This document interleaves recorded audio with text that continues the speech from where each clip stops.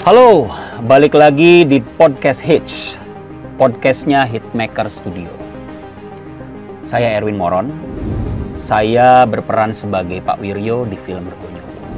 Kali ini giliran saya yang akan membahas pengalaman horor tentang kos-kosan angker dari kalian yang sudah berbagi cerita melalui email. Cerita ini datang dari Ade Maulana. Dan katanya ini menjadi pengalaman terseram yang gak bakal dilupain sama dia. Kosan yang ditempati pertama kali sama Ade ini, waktu awal kuliah dan benar-benar horor.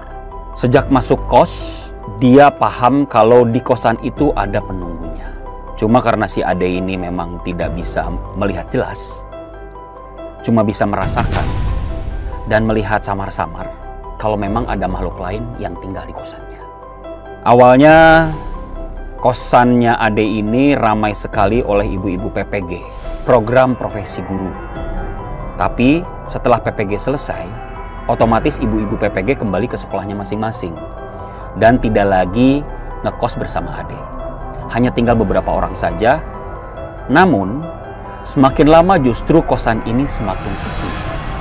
Pernah satu malam temannya Ade mampir. Karena takut dibicarakan yang bukan-bukan, akhirnya ia mengobrol di teras berdua. Tiba-tiba temannya ini tanya, ruangan di sana itu apaan? Oh, itu kamar yang dipakai yang punya kos kalau lagi kesini. Jawab si Ade dengan santai. Dipikirnya Ade, temannya cuma tanya itu aja. Tapi emang dasar orangnya sialan. Temannya Ade nanya lagi, di sana lagi ada orang? Dalam hati si Ade cuma bisa bilang, nah mampus, apaan dah tuh? Pak Kos dan Bu Kos lagi nggak ada di sini. Tapi Ade menjawab, nggak ada siapa-siapa. Dibalas lagi dengan santai oleh temannya Ade, ada yang lagi ngeliatin tuh. Si Ade langsung ngomong dalam hati, oke sip, nggak apa-apa, aku berani gini doang mah. Gak lama kemudian, Ade melihat sesuatu yang mengintip di pintu. Benar-benar mengintip. Dan kemudian tatap-tatapan dengannya. Setelah itu, dia menghilang. Ade pura-pura nggak lihat. Tapi itu jadi momen yang paling apes banget buat dia. Kemudian pernah juga ada kejadian waktu Ade mencuci baju habis asar.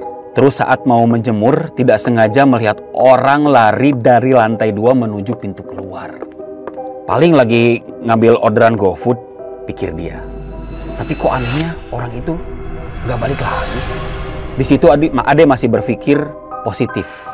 Mungkin tadi pergi ke warung kali ya. Tapi saat Ade naik untuk kembali ke kamar kosannya, ternyata tidak ada satupun penghuni kos yang keluar dari kamar. Apalagi turun segala.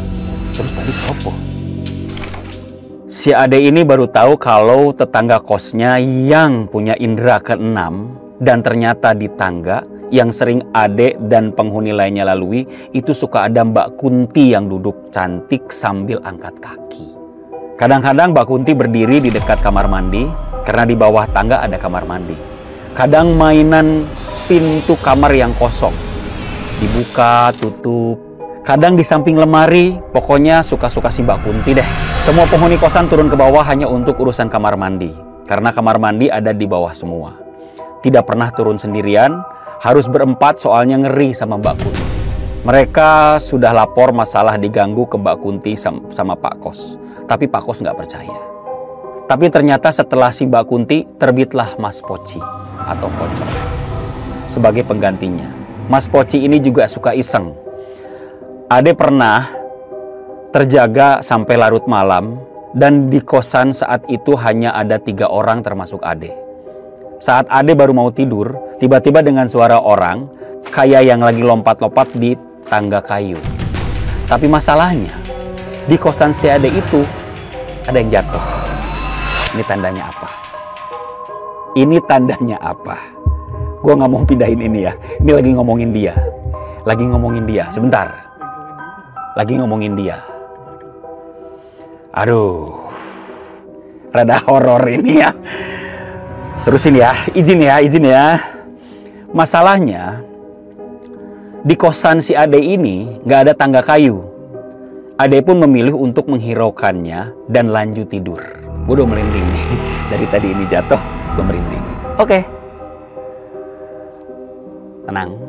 Saya hanya cerita punya si Ade dulu ya, bukan menceritakan kamu. Itu nanti di film, oke? Oke? Pas lagi mau pulas tidur, tiba-tiba badannya ditindih sama Mas Poci. Untungnya dia langsung bisa bangun dan langsung istighfar. Tapi perlu beberapa waktu untuk bisa tidur lagi. Baru tadi malam saya kejadian itu. Beda cerita sama teman kos Ade yang lainnya yang kerja sebagai SPG. Masih di kosan itu. Dia punya cerita lain. Dia ditindihin beneran. Katanya sih perutnya didudukin sama Mas Poci. Setelah kejadian itu, dia langsung pindah kosan. Pokoknya ada macam-macam kejadian horor yang Ade lalui di kosan selama 6 bulan. Entah kenapa si Ade ini bisa tahan di sana, sebenarnya masih banyak kejadian-kejadian lain. Kayak barang-barang kecil diumpetin, gua sangat sering. Nanti datang lagi si barangnya. Kalau kita sudah ngomong, mau dipakai, pasti datang. Nanti tahu-tahu muncul sendiri. Sampai pernah si Ade ini digangguin waktu lagi asik di kamar mandi. Pokoknya macam-macam. Bulan Januari lalu, akhirnya Ade memutuskan untuk pindah kos dan sudah dapat kos yang lebih aman dan tidak horor lagi. Karena sudah bosan berurusan dengan penghuni lain di kosan lama saya itu. Sudah selesai, terima kasih.